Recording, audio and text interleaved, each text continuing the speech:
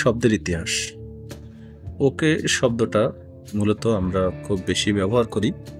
এটি 1830 সালের দিকে আমেরিকার একটি ট্রেন্ড ছিল ইচ্ছাকৃতভাবে ভুল বানানের শব্দ লেখা, যেমন অল কারেক্ট, বা এটাকে লেখা হয়তো ওল কারেক্ট। এই ভুল বানান থেকেই তৈরি হয় ওকে। এছাড়া আরও একটা মত আছে যে 1840 সালের প্রেসিডেন্ট নির্বাচন, সেখানে মার্টিন ভ্যান বিউরেন নামে একজন প্রার্থী ছিলেন। তার ডাকনাম ছিল ওল্ড কিন্ডারহুক, যেটা সংক্ষেপ করলে হয় ও কে।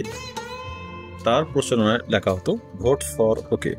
মূলত এতেই ওকে শব্দটা গণমাধ্যম ও রাজনীতিতে আরও জনপ্রিয় হয়ে ওঠে। বিকল্প তত্ত্ব, গ্রিকরা ওলা কালা সব ঠিক আছে এ অর্থে ব্যবহার করত। মিলিটারিতে জিরো কিল্ড বা ও কিল্ড, কেউ মারা যায়নি, এ অর্থে ব্যবহার করত। এছাড়াও ওকে শব্দ থেকে উদ্ভব হতে পারে এই শব্দটি।